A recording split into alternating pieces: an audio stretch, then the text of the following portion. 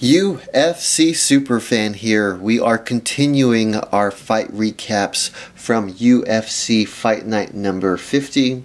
This was headlined by Jacare Souza versus Gegard Mousasi.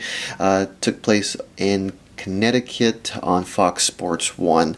This is the co-main event. Big Ben Rothwell versus Alistair Overeem. This was one of the fights I've been looking forward to for a very, very long time. Anytime Alistair is fighting, I'm looking forward to it. The reason being is I dislike him.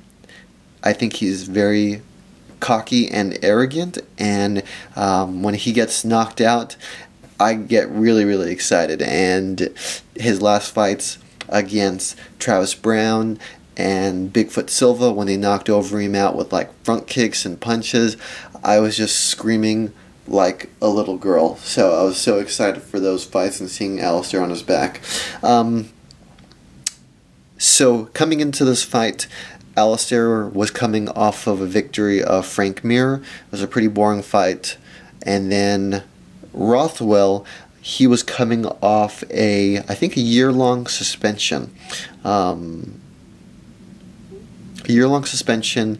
I think he tested for elevated testosterone, but he did come off a win against Brandon Vera.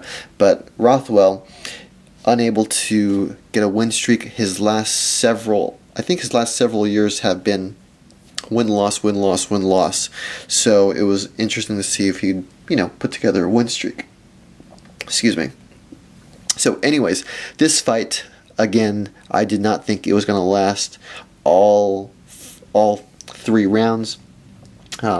So what happened? Rothwell took control of the octagon first of all. Overeem, powerful leg kicker, got in a couple shots here and there.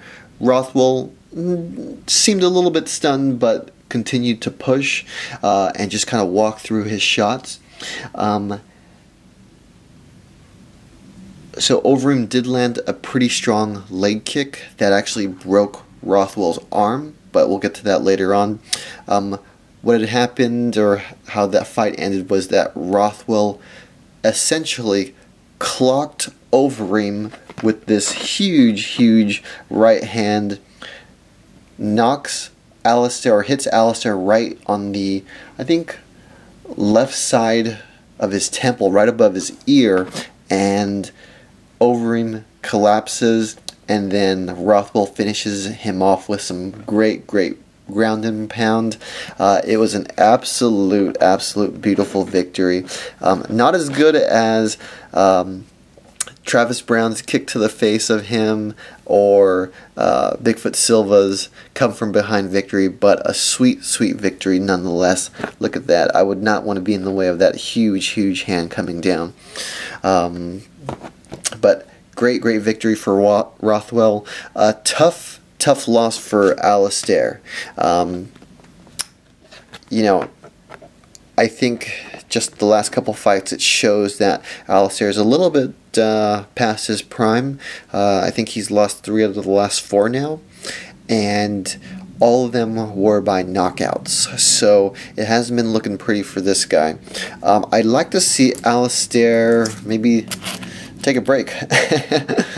I don't know. I don't know who would be a good next matchup for him, but maybe someone without great knockout ability. Who knows though? Anyways, great victory for Rothwell. I think this victory puts him in the probably top several heavyweights out there. I mean, the heavyweight division is so light right now. There's just not many people out there that can contend. So I think Rothwell put himself in a really nice position. Anyways, so knockout victory for Rothwell. Right hand lands right here, right above the ear. Alistair goes down, and then Rothwell finishes with some heavy ground and pound. Great. One of the cool cards I wanted to show you guys also is this Leaf card of Rothwell. This was in 2010. so probably 2009, just to look and see how young he looks. So anyways, that concludes my wrap-ups. I'm not going to do a recap of the main event. This was actually the main event for me, which I was heavily looking forward to. But anyways, hope you guys enjoyed it. As always, visit me at theflyingarbar.com, and UFC Superfan out.